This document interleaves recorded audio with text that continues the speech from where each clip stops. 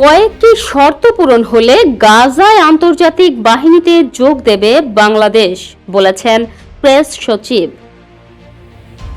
ফিলিস্তিনের গাজায় স্থিতিশীলতা রক্ষার প্রস্তাবিত আন্তর্জাতিক বাহিনীতে বাংলাদেশের অংশগ্রহণ কয়েকটি গুরুত্বপূর্ণ শর্তের উপর নির্ভর করছে বলে জানিয়েছে প্রধান উপদেষ্টার প্রেস সচিব শফিকুল আলম।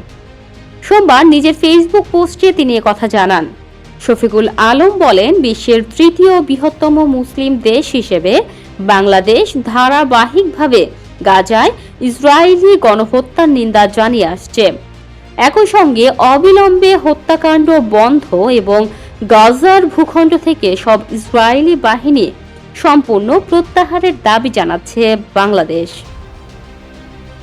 তিনি জানান, 2025 সালের 17 নভেম্বর জাতিসংঘের নিরাপত্তা পরিষদে গৃহীত এক প্রস্তাবে গাজায় স্থিতিশীলতা নিশ্চিত করতে একটি আন্তর্জাতিক বাহিনী গঠনের কথা উল্লেখ করা হয়। ওই প্রস্তাবের পক্ষে নিরাপত্তা পরিষদের সব মুসলিম দেশ ভোট দেয়।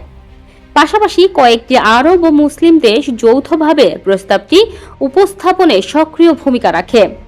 শফিকুল আলম বলেন, জাতিসংঘের শান্তিরক্ষা বাহিনীতে সবচেয়ে বেশি ভূমিকা রাখা দেশগুলোর একটি হিসেবে এবং ফিলিস্তিনের দাবির প্রবল সমর্থক হিসেবে আমরা বেশ কয়েকটি বিষয় মেনে নেওয়া হলে আইএসএফ-এ যোগ দিতে আগ্রহী। এসব বিষয়ের মধ্যে রয়েছে আইএসএফ অস্থায়ী হতে হবে এবং জাতিসংঘ নিরাপত্তা পরিষদের ম্যাটেন্ডের অধীনে পরিচালিত হতে হবে।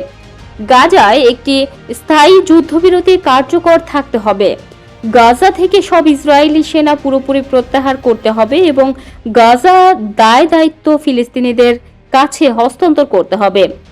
শফিকুল আলম পুনর্ব্যক্ত করেন, ফিলিস্তিনের আত্মনিয়ন্ত্রণের অধিকার এবং 1967 সালের সীমানার ভিত্তিতে আল কুদুস আল শরীফকে রাজধানী করে একটি স্বাধীন ও সার্বভৌমত্ব ফিলিস্তিনি রাষ্ট্র প্রতিষ্ঠার প্রতি বাংলাদেশের সমর্থন অব্যাহত থাকবে।